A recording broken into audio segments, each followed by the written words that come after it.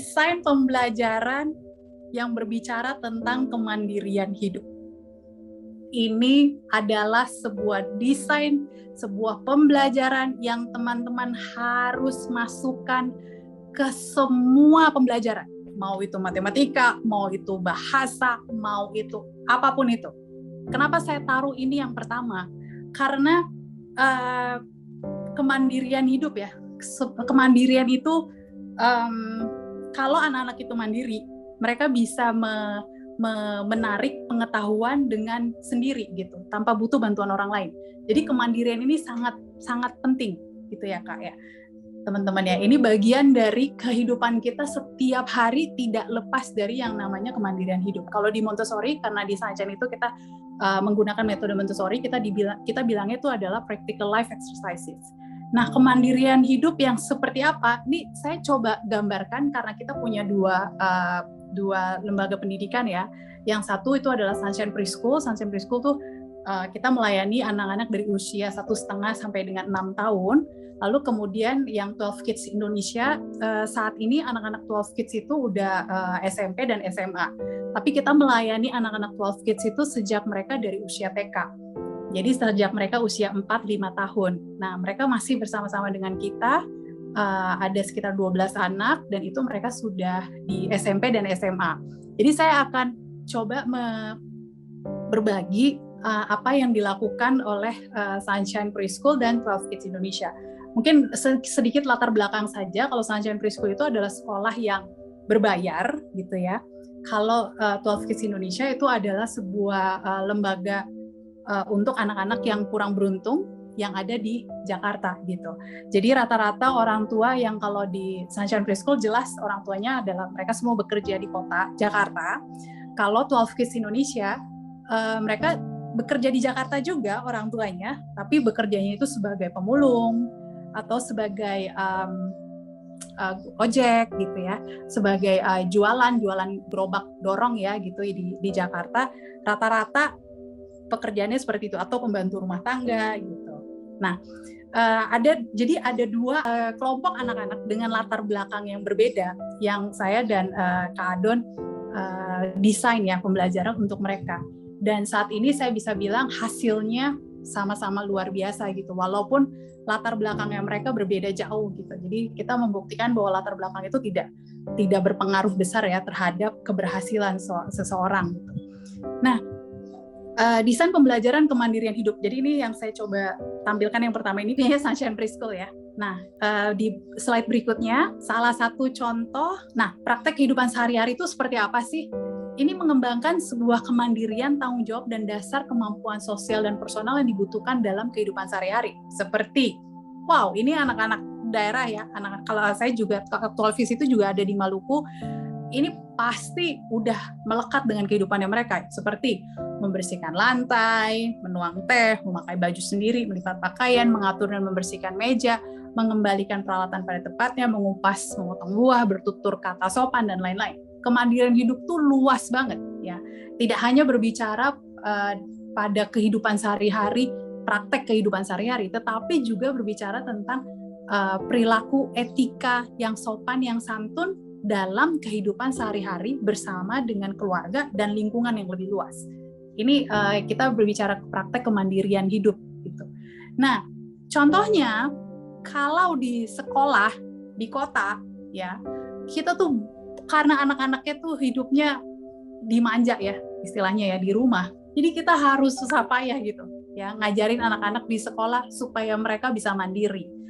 Tapi kalau saya pergi ke Maluku ya gitu, tempat saya aslinya dari Maluku, dan kita membuka satu poin ya 12 Kids Indonesia di sana gitu.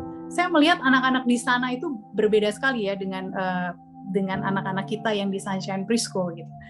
Buat saya jauh lebih mudah gitu ya untuk mengajarkan praktek kemandirian hidup, dan bahkan mereka jauh lebih jagoan lah, lebih bisa survive lah dalam hidup yang terbatas dibandingkan dengan saya, gurunya sendiri gitu. Saya merasa saya yang amazed, saya yang kagum gitu sama mereka, dan saya yang harus belajar banyak dari mereka, dan saya yang mendapatkan banyak ide dari mereka untuk saya bawa ke kota gitu. Nah, contohnya mungkin kalau di Sunshine Preschool, Kak, boleh di slide berikutnya. Ini contohnya ini, ya. Ini anak di sekolah kita yang kita ajarin melipat. Kita kalau setiap kali belajar itu ada yang namanya table mat atau alas kerja ya, alas kerja dari kain. Nah, anak-anak itu harus melipat sendiri, kemudian mengembalikan pada tempatnya. Kalau di rumah itu bisa melipat kaos kaki ya, ini ya praktek di rumahnya ya, melipat baju gitu. Yang mau ditunjukin di video nomor 1 ini adalah bagaimana seorang anak melakukan satu siklus secara lengkap. Dia itu sebenarnya sedang belajar tentang hewan-hewanan sebenarnya. Tapi ada hal-hal lain di luar pembelajaran tentang hewan yang utama itu, yang dia lakukan, yang itu merupakan praktek kemandirian hidup. Dan itu menurut saya jauh lebih luar biasa daripada dia bisa menyebutkan nama hewan-hewan yang ada dalam satu box itu. Semoga bisa di play ya.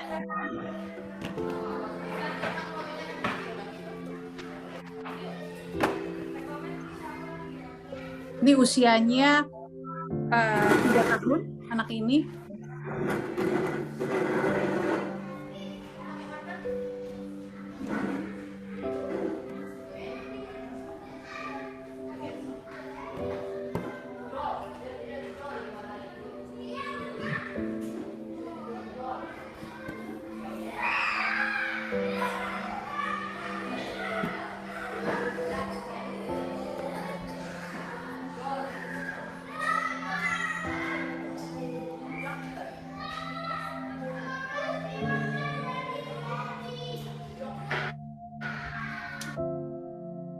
Ya, oke Kak.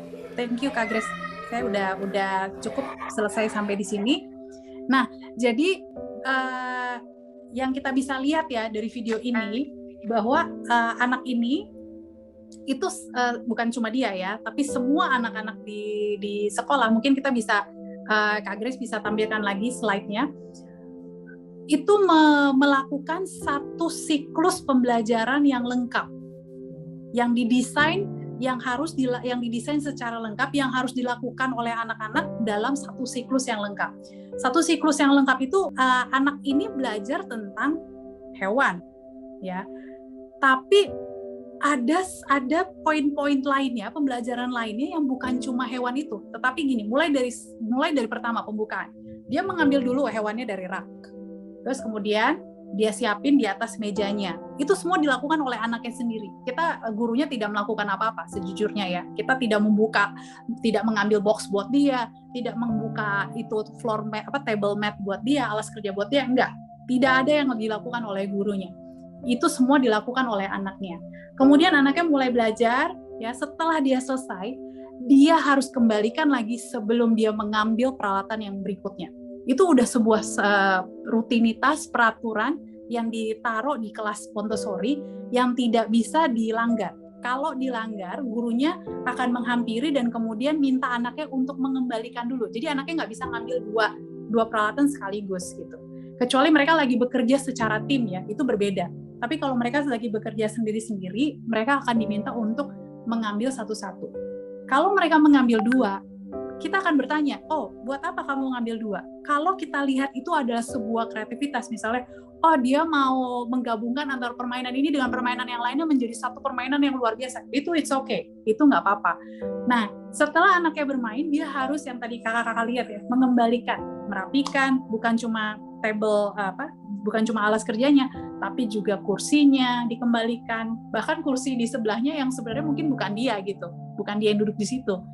Nah, itu semua dirapikan sampai dikembalikan pada tempatnya. Ini adalah satu siklus lengkap yang dilakukan anak secara mandiri. Gunanya buat apa sih, Kak Joyce? Wow, ini gunanya secara global citizen ya. Itu nanti saya jelasin ya di belakang gitu. Oke, lanjut berikutnya, Kak. Di slide yang berikutnya. Oke, saya langsung masuk ke desain pembelajaran yang berikutnya, yaitu sensorial. Sebenarnya kemandirian hidup itu luas banyak banget, waktunya nggak akan cukup ya 1 jam. Untuk belajar kemandirian hidup aja kita butuh beberapa bulan gitu. Nanti semoga ada sesi training berikutnya ya yang bisa kita sama-sama belajar. Nah, saya masuk ke desain pembelajaran sensorial. Yang penting kedua itu sebenarnya sensorial. Pertama, kemandirian hidup. Itu adalah yang tadi saya bilang ya, kenapa penting, karena itu menyangkut melekat ke semua pembelajaran. Nah, yang kedua itu sensorial. Kenapa sensorial itu penting? Karena itu mengasah kemampuan otak yang dipicu oleh kemampuan sensori, kelima panca indera kita. Nah, kita harus tes tuh anak-anak kita. Nah, pertanyaan pertama. Oke, ini games lagi ya. Ini games yang kedua. Jadi Kak Adon tadi pemenang yang pertama udah ada ya. Oke. Nah, ini sekarang yang kedua. Aduh, nanti dikirim hadiahnya dari Sunshine Preschool ya, bukan dari saya. Nanti saya minta dari Sunshine Preschool. Kakak coba pasti sudah pernah mengajarkan warna. Ini kita ngomong soal warna ya sekarang ya. Warna itu dari indera penglihatan. Saya mau tanya, ini terbuka untuk semua ya kakak-kakak ya, baik yang ngajar di PAUD maupun mengajar yang di SD. Warna itu kan ada banyak diciptakan oleh Tuhan. Yang saya ingin tanyakan adalah, sebaiknya warna apa yang diberikan pertama kali untuk anak-anak? Kan warna itu ada banyak ya. Ada orange, ada hijau, ada kuning, ada coklat, ada hitam, ada putih gitu. Sebutkan warna tiga warna yang sebaiknya diberikan pertama kali untuk anak-anak. 3 warna. Ya. Kak Adon, langsung aja Kak Adon, yang cepat. Jawabannya adalah merah, putih, hitam, merah, kuning, biru. Nih saya seneng banget ya teman-teman, sangat-sangat interaktif di chat. Nah, jawabannya itu adalah yang sebaiknya diberikan kepada anak-anak itu adalah primary color, warna utama atau warna primer. Ada yang tahu warna primer itu apa? Ada 3 warna. Secara internasional saya kasih jawabannya ya. Nanti Kak Adon akan lihat siapa yang pertama kali menjawab. Secara internasional, warna primer itu disingkat RYB. RYB. Red, Yellow, Blue. Red, Yellow, Blue. Nah, itu adalah warna yang sebaiknya diberikan pertama kali, diperkenalkan pertama kali, karena itu adalah warna primer. Banyak sekali warna sekunder yang dicampur dengan 3 warna utama ini, warna primer ini. Oke, Kak, boleh selanjutnya Kak, ini slide berikutnya. Ya, ini ya 3 warna primer. Kalau di Montessori itu kita ada material namanya color box 1. Color box 1 itu berisi red, yellow, blue, RYB. Itu teman-teman bisa Google secara internationally, itu disingkat RYB. Ini pengetahuan yang harus diketahui oleh guru-guru juga ya, supaya nanti pada saat kita memberikan sebuah desain pembelajaran itu bukan desain yang pembelajaran ininya kita aja gitu ya, kayak aduh gue mau kasih warna pink misalnya, atau gue mau kasih warna hijau deh soalnya Kak Joy suka banget sama hijau gitu ya, atau warna kesenangannya kita. Enggak, kita berikan sesuatu yang memang secara global, secara dunia itu adalah sebuah pengetahuan yang wajib diketahui gitu ya. Nah, teman-teman tahu nggak kenapa RYB ini saya amazed banget ya sama Tuhan ya, personally ya, sama Tuhan Yesus gitu. Saya kemarin itu kena hit di mata. Jadi mata kanan saya itu kena sarafnya tuh, sel sarafnya tuh kena gitu. Nah, dokter itu bilang bahwa mata kita itu ya, kita bisa melihat karena ada 3 unsur utama ini, red, yellow, blue gitu. Nah, saya tuh merasa pada saat saya kena mata saya, itu warna rednya itu nggak dominan, nggak terlalu kelihatan, sehingga saya melihat Kak Adon yang kulitnya gelap menjadi agak sedikit putih gitu dari aslinya. Jadi kalau saya bandingin antara mata kiri dan mata kanan saya, mata kiri saya tuh melihat Kak Adon kulitnya gelap, tapi mata kanan saya melihat Kak Adon tuh, saya sekarang lagi ngeliat dia ya, kulitnya agak sedikit terang gitu, karena warna merahnya itu belum sempurna gitu. Nah, ternyata di dalam tubuh kita aja itu mengandung unsur-unsur warna yang sudah diciptakan oleh Tuhan. Mata kita itu bisa memvisualisasi, bisa menangkap begitu macam warna, karena kita punya 3 unsur ini di dalam. Saya susah ya untuk mendeskripsikan ya, karena saya bukan dokter mata gitu, tapi dokter mata ngomong sendiri gitu sama saya gitu, dan dokter saraf gitu. Jadi saya amazed banget gitu ya dengan ciptaan Tuhan yang memang ada di kita, dan ini ya warna 3 warna utama ini yang teman-teman harus berikan ya pertama kali untuk anak-anak, supaya mereka tahu, oh RYB, red, yellow, blue. Oh, nanti pada saat, walaupun TK ya, mereka belum tahu apa itu warna primer. Belum, anak TK pasti belum tahu. Tapi mereka tahu RYB, red, yellow, blue. Nanti pada saat mereka udah besar, mereka baru memahami, oh ternyata waktu dulu masih kecil gue diajarin RYB, itu karena itu adalah warna primer. Akan lebih mudah mereka untuk menghafalkan itu di SD. Karena waktu di TK, mereka udah belajar diperkenalkan 3 dulu. Nah, berikutnya, setelah red, yellow, blue, ini saya yang diperkenalkan untuk anak-anak itu adalah warna turunannya dari red, yellow, blue. Cepet nih kakak-kakak. Ini nggak berhadiah ya. Nanti hadiahnya habis. Red dicampur yellow, jadinya warna apa kak? Red campur yellow. Terus kemudian orange, yes kan ya? Yes betul. Orange. Red dicampur blue, jadinya apa kak? Red campur blue, ungu. Yes. Yellow dicampur red.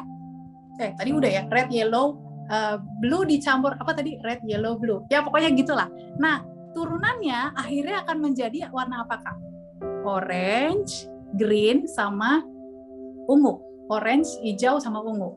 Itu adalah warna kedua atau warna sekunder gitu ya.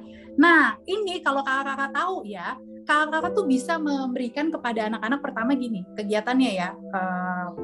Kita bisa tes ya, anak-anak tuh secara visually, secara mata apakah mereka ada yang colorblind atau ada yang partial colorblind, jadi buta warna sebagian, atau ada yang buta warna spesifik, mereka nggak bisa membedakan. Karena di sekolah saya ada gitu yang tidak bisa membedakan sulit membedakan antara coklat sama hitam misalnya gitu. Nah itu kakak-kakak bisa minta mereka untuk memasangkan, karena di dunia ini penuh ya, di alam ini penuh dengan warna gitu. Jadi cari daun, bunga, buah yang berwarna red, berwarna kuning, berwarna hijau gitu. Nah, terus kemudian sama turunannya warna-warna sekunder. Lalu berikutnya kak, slide berikutnya kita bisa minta anak untuk mencampurkan warna-warna itu. Itu kakak udah masuk ke sains itu. Selain belajar tentang warna, juga belajar tentang sains. Ini saya skip aja kak, sorry video ini. Nanti kalau ada waktu kita bisa lanjut berikutnya. Di slide yang berikutnya. Nah, ini ya. Ini untuk anak TKB ini sudah bisa, Kak. Ya, sudah bisa menggabungkan, TKA juga sebenarnya udah bisa menggabungkan warna-warna, karena ini kan nggak perlu membaca, tidak perlu berhitung ya gitu. Mereka perlu kemampuan memegang kuas saja gitu. Kalau di sini kita pakai suntikan ya, pakai syringe suntikan plastik. Tapi pakai kuas juga bisa gitu. Jadi ini anak-anak menggabungkan, membuat sebuah kayak pola gitu ya, kalau red dicampur yellow jadinya apa, red campur blue jadinya apa gitu. Nah ini udah pelajaran sederhana tentang sains gitu. Nah berikutnya setelah sensorial, jadi sensorial ini ada indera penglihatan, ada indera peraba juga ya kak gitu. Indera peraba itu contohnya bagaimana mereka membedakan tekstur. Itu sebuah kecerdasan ya kakak ya. Maksudnya kita pelajaran itu bukan cuma pelajaran membaca, berhitung gitu. Enggak gitu. Di dunia ini tuh penuh banget dengan pengetahuan, penuh dengan ciptaan Tuhan yang berbagai macam, yang kita tuh benar-benar harus mengajarkan anak-anak ya untuk menghargai ya ciptaan Tuhan gitu.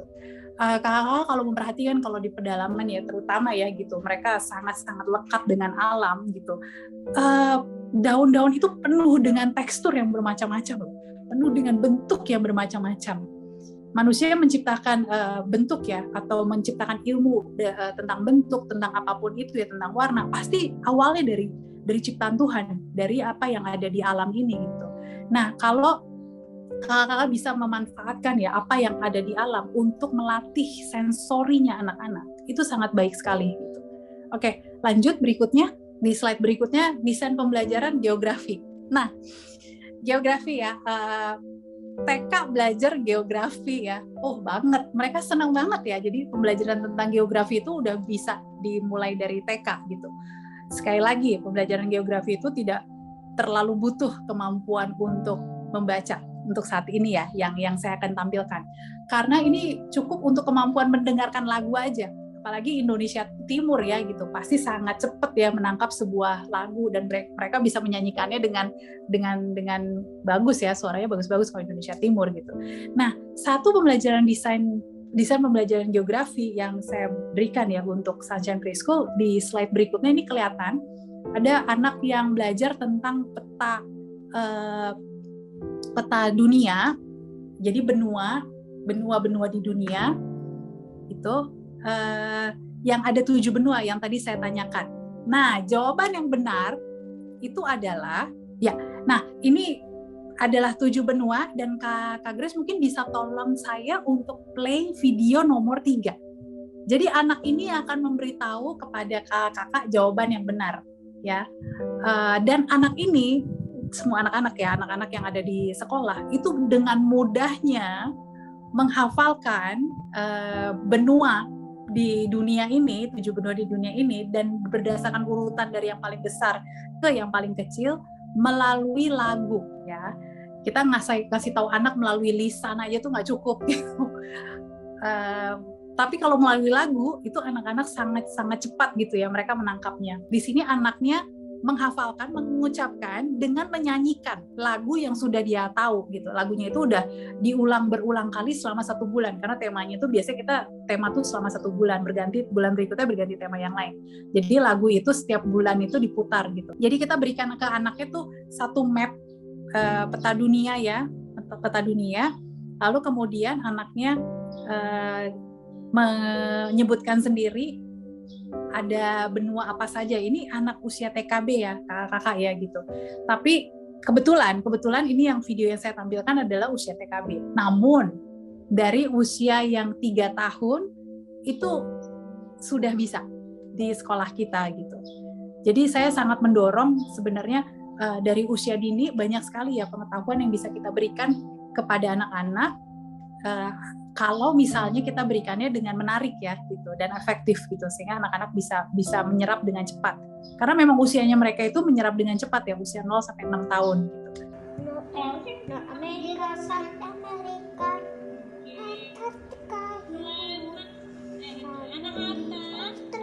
Berarti ini Australia. Nah gitu ya kakak ya, dengar nggak ya dia nyanyi ya? Asia, Africa, North and South America. Asia, Afrika, North America, South America, Antartika, Berarti ini Australia. Ya.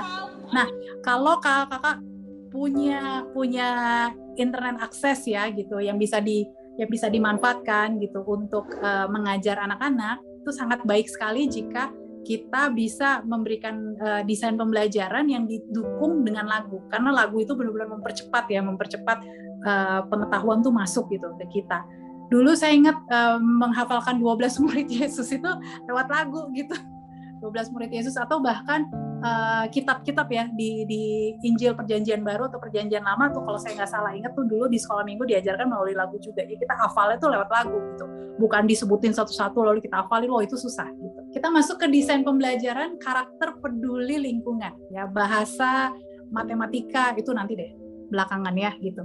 Saya mau bicara dulu tentang karakter peduli lingkungan. Pada saat kita bicara peduli lingkungan, kira-kira apa yang kakak lakukan untuk mengajarkan anak-anak ya peduli lingkungan? Rata-rata semuanya pasti mengajarkan membuang sampah pada tempatnya, ya nggak gitu ya, pasti membuang sampah pada tempatnya. Nah, tapi menjadi global citizen, membuang sampah pada tempatnya itu nggak cukup ternyata gitu. Jadi sekarang itu dicanangkan ya membuang sampah itu pada tempatnya, tapi sesuai dengan kategorinya. Nih, Kak Grace sudah tunjukin ya gitu. Di sekolah saya itu kita bikin dari karton, kita cat gitu ya, terus kita taruh plastik, terus kita minta anak-anak untuk membedakan mana sampah kertas, mana sampah kaleng, cans, mana sampah plastik, mana sampah beling atau glass ya gitu. Jangan tulis pakai bahasa Indonesia, sekalian tulis pakai bahasa Inggris gitu supaya anak-anak juga belajar pakai bahasa Inggris. Bahasa Inggris dan bahasa Indonesia bolehlah gitu ya. Paper, sampah kertas, cans, sampah kaleng, plastik, sampah plastik, glass itu sampah beling. Lalu taruh kardus ya, lalu kemudian taruh sampah di dalamnya yang udah kering dan ya cukup bersih lah ya, karena sampah ini ditaruh di dalam kelas selama 1 bulan. Lalu anak-anak itu akan belajar sortir sendiri-sendiri kapanpun mereka mau gitu. Itu taruh aja di pojok kelas gitu. Lalu mereka sortir sendiri. Kadang-kadang kakak-kakak kalau mau ganti isi boxnya ya, terus ganti bosen kalengnya ganti deh. Yang tadinya kaleng misalnya kaleng kue diganti menjadi kaleng coklat misalnya gitu. Terserah, nggak apa-apa gitu. Tapi yang penting taruh itu selama 1 bulan.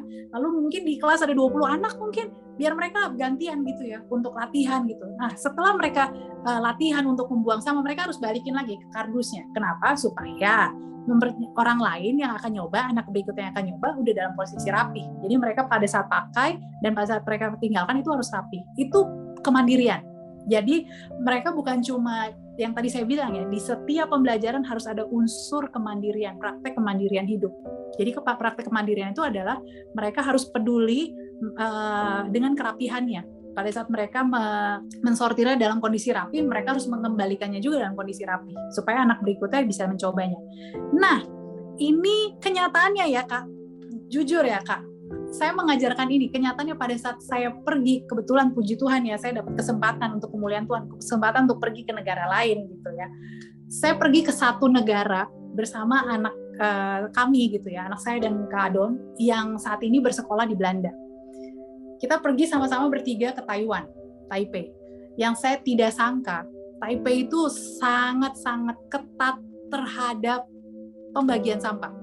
Kita tinggal di satu apartemen, dan pada saat kita membuang sampah, kita nggak boleh sembarangan. Kita harus pergi ke basement, lalu kemudian di basement itu gede sekali basementnya. Lalu ada pintu-pintu besi, dan ada keranjang-keranjang yang begitu besar, dan kita harus mensortir, memasukkan sendiri. Nggak ada tukang sampah. Kita yang harus melakukannya sendiri. Kalau kita tidak lakukan, kita akan ditegur, lalu kita akan ditangkap. Karena di situ ada banyak CCTV gitu. Nah, saya berpikir anak saya yang sekolah di Belanda cukup tahu gitu ya bagaimana memilah-milah sampah. Saya udah bilang sama anak saya, Noel, udah kamu aja yang milah sampah, mama ini aja gitu, nggak usah ikutan. Saya percayakan pada dia, tapi ternyata seorang anak yang belajar di Belanda saja itu tidak mengkategorikan dengan tepat. Sehingga pada saat kita keluar dari apartemen, kita dikejar oleh kayak ketua RT-nya lah gitu ya di situ, atau ketua RW-nya. Kita dikejar oleh seseorang, terus kemudian dia berusaha berbicara dalam bahasa Inggris. Dia bilang ke kita, hey, kamu tuh apakah kalian benar-benar tahu bagaimana mensortir sampah? Dia tanya pertanyaan itu ke kita bertiga, dan kita bertiga tuh benar-benar yang kayak terlihat seperti orang bodoh, terus terang aja ya gitu. Kita bertiga udah gede nih, anak saya udah kuliah saat ini gitu. Dan kita ditegur oleh seorang warga negara Taipei ya gitu. Dan kita merasa malu di situ. Merasa malu, dan kita langsung kita udah di luar, udah mau pergi, udah mau naik bus, akhirnya kita harus kembali lagi ke apartemen itu, lalu kita harus membereskan kesalahan, kekeliruan yang kita lakukan sebelumnya karena kurangnya pengetahuan kita. Nah, ini yang saya maksud, salah satunya mempersiapkan anak-anak kita untuk menjadi seorang global citizen, seorang yang bertanggung jawab. Mungkin kakak-kakak akan tanya, Kak Joyce, di sini sampah nggak ada yang dikategorin kayak gitu. Oh iya, betul. Di sini mungkin kita nggak peduli. Tapi kakak-kakak pernah lihat nggak pemulung? Saya jujur ya, saya berubah ya waktu di Indonesia ini, karena pada saat saya punya anak 12 kids yang orang tuanya itu bekerja sebagai pemulung. Saya tuh nggak sampai hati melihat dia merogoh-rogoh tutup sampah gitu ya, dengan menggunakan tangan tanpa pakai sarung tangan. Lalu mengambil sampah plastik yang berada, yang dicampur dengan sampah makanan yang baunya tuh udah bau busuk gitu. Saya tuh dari situ tuh saya bertobat. Saya berusaha untuk memisahkan yang mana yang plastik, mana yang bersih, mana yang sampah makanan, supaya yang makanan dalam satu aja, supaya yang bau itu orang tukang sampah tuh nggak bersusah payah ya, setidaknya dari sampah saya dia nggak bersusah payah untuk memilah-milah karena sudah saya pilah sendiri. Itu sebagai satu bentuk peduli lingkungan, itu sebagai suatu bentuk juga kita peduli terhadap orang lain, mengasihi orang lain, menghargai orang lain, menghormati orang lain, walaupun orang lain itu punya pekerjaan yang mungkin kita lihat tidak penting gitu. Tapi Tuhan melihat dia juga, Tuhan menciptakan dia gitu. Jadi wow, jika kakak-kakak mengajarkan ini pada anak-anak, ini pelajaran yang sederhana mungkin kakak-kakak bilang ya, jangan cuma buang sampah pada tempatnya, tapi kategorikan sesuai dengan fungsinya. Jadi buatlah itu lebih challenging Kalau buang sampah pada tempatnya mungkin mudah, tapi kalau dikategorikan itu membuatnya menjadi lebih kreatif dan lebih efektif. Itu ya Kak. Karena apa? Kenapa saya bilang efektif? Itu ngajarin anak-anak mengelompokkan loh, mengkategorikan loh. Mengelompokkan itu adalah sebuah skill ya, sebuah kemampuan kognitif yang berbeda. Dia harus mengidentifikasi ini kaleng atau kertas ya, ini kaleng atau plastik ya. Itu adalah sebuah kemampuan kognitif yang berbeda. Kalau buang sampah sembarangan, itu cuma ngajarin mereka, oh buang sampah pada tempatnya. Gitu. Kita nggak ngajarin yang lain. Tapi kalau kita minta anak-anak untuk mengkategorikan, itu ada kemampuan lain yang dikembangkan oleh anak-anak kita, yaitu kemampuan mengkategorikan, memilah, mengorganisasikan, merapihkan. Itu yang maksud saya efektif, satu pembelajaran, tapi bisa mengembangkan skill-skill yang berbagai, yang beragam gitu di anak. Bukan cuma satu skill doang, tapi juga beberapa skill gitu. Bahasa. Nah, bahasa ini yang saya masukkan di sini kebetulan bahasa Inggris. Saya tahu kakak-kakak pasti mengajarkan bahasa itu kepada anak-anak tuh mengajar membaca ya, membaca yang penting anak-anak tuh bisa membaca dulu gitu. Nah, kemudian setelah mereka bisa membaca, masukkan pelajaran-pelajaran kosakata bahasa Inggris yang mudah gitu dan ditambahkan dengan objek-objek gitu. Misalnya kayak stone. Jadi ada batu gitu ya, terus ada kata-kata yang namanya stone gitu. Atau ada contohnya di sini magnet atau bucket atau button itu kancing gitu. Jadi bikin satu kata lalu kemudian ada objek-objeknya lalu taruh dalam satu box lalu minta anak untuk mematching-matchingkan objek ini yang mana ya bahasa Inggrisnya gitu. Kalau dibuat seperti ini, seperti kayak permainan, anak-anak tuh akan lebih menarik gitu ya, akan lebih cepat. Saya udah melihat itu di 12 Kids Indonesia. Karena 12 Kids itu tidak mendapatkan pelajaran bahasa Inggris ya, seperti Sunshine Preschool. Kalau Sunshine Preschool dapat bahasa Inggris dari TK. Tapi kalau 12 Kids Indonesia itu mereka nggak dapat gitu pelajaran bahasa Inggris. Tapi setelah saya coba dengan cara ini, anak-anak lebih cepat gitu menangkapnya. Karena mereka merasanya itu seperti bermain gitu. Dan ada objek yang mereka bisa pegang. Jadi bukan cuma tulisan terus gitu ya. Tapi ada objek, bukan cuma gambar terus, tapi ada objek yang mereka bisa pegang.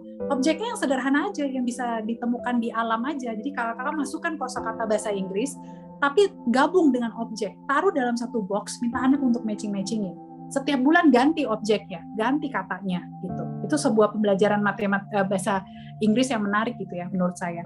Nah terus berikutnya bahasa nih saya nggak akan terlalu banyak ya kakak-kakak. Nah ini saya mau share yang terakhir ini adalah sesi-sesi di 12 Kids Indonesia. Nah 12 Kids Indonesia ini saat ini anaknya udah besar ya, yang tadi saya bilang udah SMP SMA. Mana yang lebih penting? Ini saya mau tanya ya. A, fasilitas, B, pendidik. Mungkin kakak-kakak bisa jawab. Menurut kakak-kakak, selama kakak-kakak mengajar, manakah yang lebih penting? Fasilitas atau pendidik? Pendidik. Pendidik. Pendidik. Pendidik. Pendidik. Semua menjawabnya pendidik ya. Pendidik. Ada yang jawab fasilitas? Pendidik. Ya. Berikutnya, kalau diperbesar ya, kakak-kakak lihat deh. Itu ada buku tentang polar bear. Bukunya tuh bagus banget tentang polar bear. Ini anak ini membaca dengan sukacita, dengan ketawa-ketawa. Saya nggak ngerti nih ya. Ini ketawanya nih karena dia seneng lihat polar bear, atau dia bercanda sama temennya, atau dia nggak ngerti gitu. Pokoknya dia memegang buku tentang polar bear. Ya. Foto lainnya berikutnya, foto berikutnya Kak, itu terlihat ada 3 anak yang lagi duduk membaca. Ya, kalau kakak lihat yang sebelah kanan itu sampai matanya tuh ngenyet gitu. Kayak serius banget gitu ya bacanya gitu. Terus bukunya juga lihat deh, judul bukunya tuh Why. Ya, jadi saya pikir apa ini anak ini ngerti ya baca buku ini, atau dia lagi tertarik, atau dia nggak tahu lah kita ya gitu. Tapi yang penting hari pertama, hari kedua, hari ketiga anak-anak sibuk sendiri gitu. Nah, lalu yang tadi saya tanyakan kepada kakak-kakak, betul, yang paling penting itu adalah pendidik. Karena fasilitas itu tidak bisa berdiri sendiri.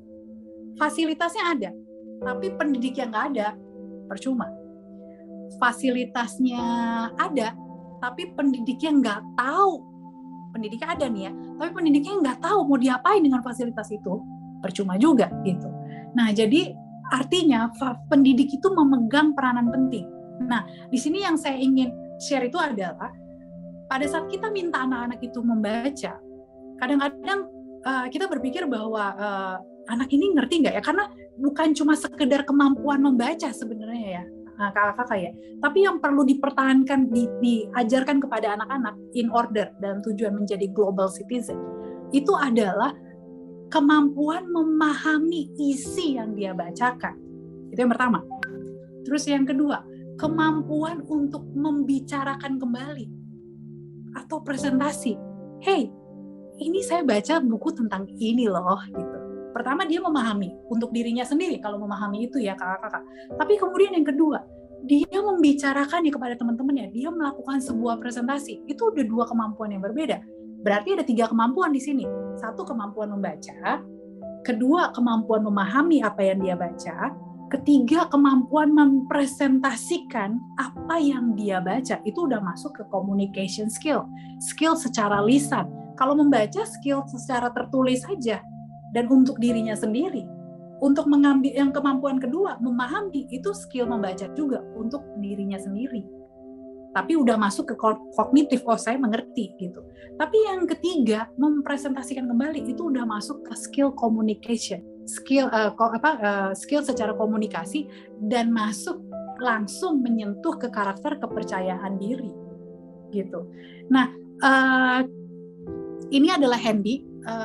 Jadi waktu itu anak-anak itu kita punya banyak buku ya, karena 12 Kids itu lumayan banyak disumbang ya, didonasikan ya gitu oleh teman-teman buku-buku.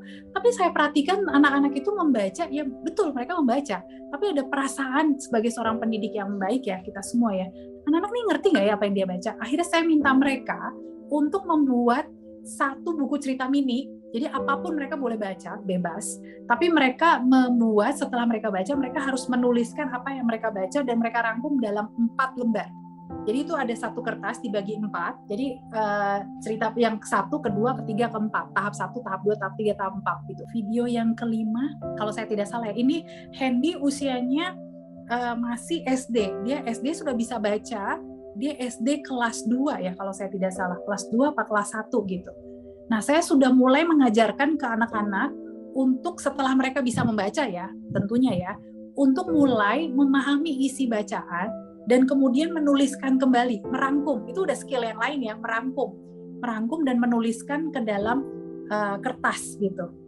Yang mereka harus rangkum, lalu kemudian mereka boleh gambar.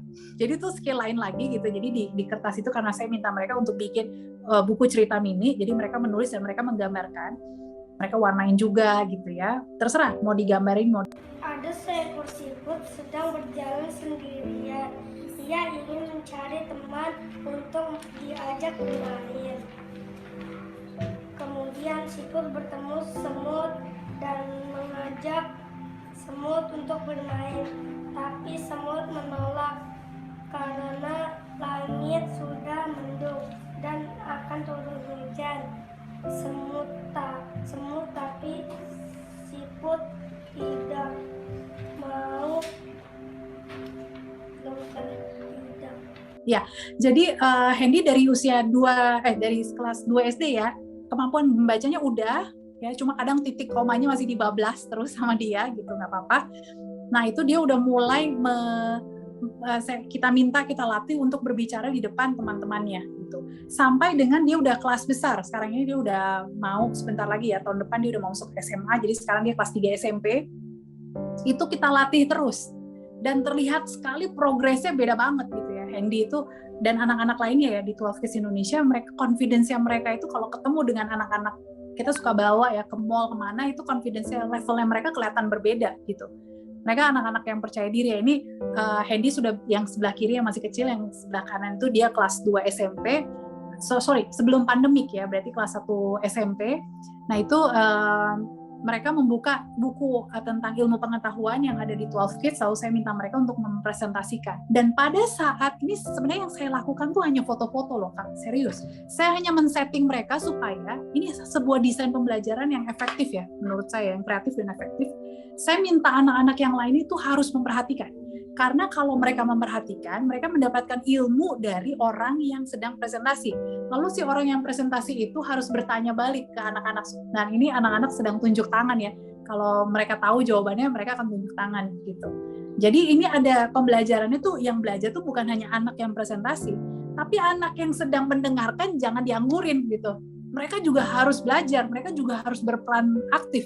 Caranya gimana? Kita yang settingannya gimana? Caranya salah satunya gitu. Minta mereka untuk memperhatikan, lalu si pembicaranya harus bertanya. Dan mereka harus menjawab. Si pembicaranya menunjuk sendiri, terserah dia mau menunjuk siapa. Lalu pertanyaan itu bisa dioper ke orang lain, ke anak lain yang tahu jawabannya.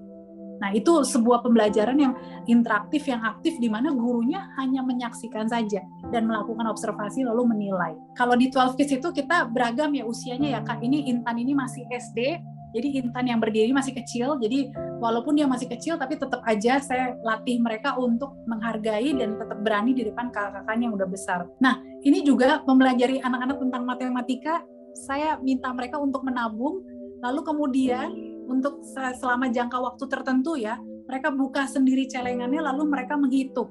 Wow, ini seru banget nih kakak-kakak. Selanjutnya di slide yang berikutnya, ini ada pelajaran karakter ya, yang berharga banget.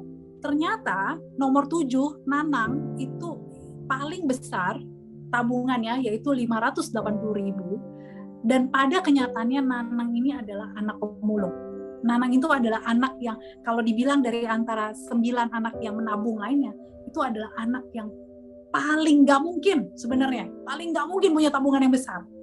Karena orang tuanya itu terbatas. Tapi pada kenyataannya, Nanang itu punya tabungan yang paling besar. Keren loh. Itu sebuah pembelajaran yang buat saya ya benar-benar nyentuh ke anak-anak gitu. Sementara anak lain yang 7.500 tuh tabungannya nomor berapa tuh? Nomor 9. Itu yang orang tuanya itu yang punya gitu, maksudnya punya motor ya, sepunya-punyanya mereka tuh paling mewah, mereka punyanya motor gitu. Sementara Nanang boro-boro gitu.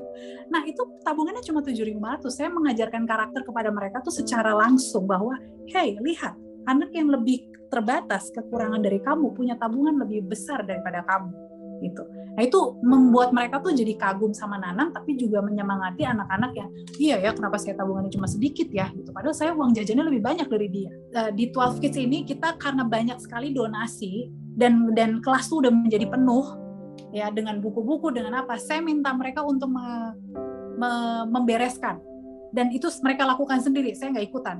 Saya cuma membagi aja, pokoknya ini bagian untuk didonasiin, ini bagian untuk stationery yang kamu mau simpan, ini bagian buku-buku, nah ini bagian yang kamu nggak tahu ini buat apa. Nah, nanti yang nggak tahu buat apa atau yang didonasiin, kamu boleh ambil atau kamu donasiin untuk orang lain, untuk anak-anak lain. Jadi saya mengajarkan anak-anak itu adalah gini, yes, saat ini kamu dibantu oleh orang lain, tapi berikutnya kamu harus membantu orang lain.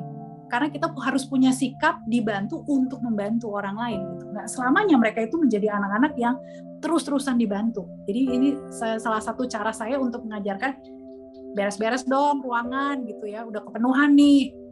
Kalian beresin ya, semua udah pada besar. Terus yang kedua, oke, kategoriin. Ambil keputusan mana yang mau disimpan, mana yang mau didonasiin. Terus yang ketiga, kamu mau donasiin ke siapa? Gitu. Thank you saya ingin mengucapkan terima kasih kepada anak didik kita, ya, yang mereka itu adalah yang memberikan ide-ide kreatif menurut saya yang paling pure, yang paling sejati yang pernah saya temukan, dan itu benar-benar sebuah kesempatan ya yang luar biasa menurut saya kalau kita bisa mendapatkan ide dari mereka gitu. So thank you to our little creator. Sorry saya kayaknya kelebihan ya waktunya ya buat tanya jawab ya Kak. Gak apa-apa, saya bacakan dulu ya Kak buat 2 Q&A yang sudah masuk. Kak, ada masalah nih dari Ansus di Papua, itu adalah salah satu permasalahan utama di pedalaman itu kan jumlah guru yang tidak sebanding dengan siswanya. Dalam satu guru saja kalau tidak bisa handle 30 saja bisa handle 30 sampai 35 anak, itu satu orang guru saja. Belum lagi guru-guru lain tidak hadir. Saya bantu pembelajaran bisa sampai 2 sampai 3 kelas, Kak. Gimana nih, Kak? Tolong bantu kami, Kak. Usia berapa ya Kak? Boleh nggak aku tanya usia berapa itu yang bertanya? Kira-kira aja SD, SMP? SD Kak. Oke. Saya pernah ngalamin hal yang sama, walaupun pasti ya nggak seheboh yang di Papua karena pasti mengalaminya hampir setiap hari ya gitu. Itu benar-benar perlu rundown. Rundown tuh kayak, apalagi kalau sampai beberapa kelas ya Kak ya, sekaligus. Misal saya pernah 3 kelas sekaligus, dan itu usianya lumayan. Dari usia, kebetulan waktu itu sekolah minggu, dari usia yang satu, yang baby nih, balita, sampai dengan usia yang SMP, yang gede gitu. Nah, yang saya lakukan gini Kak, kakak tuh benar-benar harus menyusun, kalau anaknya sudah besar, mereka sebenarnya udah bisa diberikan tanggung jawab untuk belajar mandiri, sebenarnya gitu. Jadi ada sebuah metode pembelajaran project based ya, by project, itu sebenarnya sangat-sangat membantu anak-anak untuk belajar mandiri, sehingga gurunya nggak melulu ada di situ, nggak melulu ada di kelas. Sebenarnya pembelajaran yang paling baik itu adalah bukan belajar yang disuruh-suruh, ya nggak. Harusnya belajar yang dari diri sendiri, penasaran dari diri sendiri untuk mencari tahu. Sebenarnya itu yang harusnya kita sebagai guru ketemu gimana triknya, gimana strateginya. Nah, jujur itu bisa dilakukan Kak. Yang pertama, pilih kelas yang kira-kira paling besar, yang paling mandiri, yang paling bisa ditinggal, itulah yang diberikan sebuah tanggung jawab. Ya, terus pasti ada ketua kelasnya ya. Biasanya waktu itu saya tulis ketua kelasnya gitu. Jadi ketua kelasnya yang melakukan kontrol terhadap, oh ini udah bisa, ini udah selesai, ini udah apa atau apa. Kalau ada kesulitan, kamu kasih tahu ya Kak Grace ya, atau Kak Joyce ya. Kak Joyce ada di ruangan mana gitu. Nah, saya berada di kelas, kalau saya waktu itu ada 3 kelas, saya berada di kelas yang paling membutuhkan perhatian saya. Artinya yang paling kecil, yang paling nggak bisa ditinggal lama gitu. Jadi ada pilih kalau kelasnya beragam ya Kak, jumlahnya gitu, maksudnya usianya gitu. Jadi diatur seperti itu. Kalau usianya sama, pengaturannya beda-beda. Tapi jujur itu benar-benar harus diatur sedemikian rupa. Kita tuh sebagai guru tuh udah kayak pengatur acara loh, event organizer loh. Itu kalau kita atur-atur bener ya, secara jam segini gue harus ada di kelas ini, jam segini gue harus pindah ke sini, jam segini gini, itu bisa berhasil, sangat bisa berhasil gitu. Terus mungkin ide lainnya, andai ada orang tua, nggak semua orang tua itu bisa membantu, nggak semua orang tua, tapi biasanya ada loh orang tua 1-2 yang peduli sama pendidikan anaknya. Kita nggak bisa bilang semua orang tua itu nggak peduli loh. Ada loh 1-2 orang tua. Libatin dia di dalam kelas. Minimal misalnya dia untuk monitor kalau ada kesulitan atau apa. Tapi harus briefing dulu. Harus koordinasi dulu. Di sekolah itu ada yang namanya Persatuan Orang Tua Murid Guru, POMG. Atau Class Moms kalau di istilah di Sunshine Preschool ya. Itu sering kita libatin untuk masuk ke dalam kelas kalau kita butuh bantuan gitu. Dan mereka dengan sukacita loh mau membantu loh. Asal dikasih tahu dulu, di briefing dulu. Kalau untuk orang tua harus di briefing dulu ya kakak-kakak ya gitu. Jadi jangan main tembak gitu. Nggak enak juga ya Bo gitu. Itu sih paling Kak gitu. Nah tapi kalau untuk strategi menyusun bagaimana saya berada di 3 kelas sekaligus, wah itu sesi yang lain Kak. Jujur itu beda sesi lagi gitu. Gitu ya Kak. Mungkin nanti telepon saya aja gimana gitu. Ya.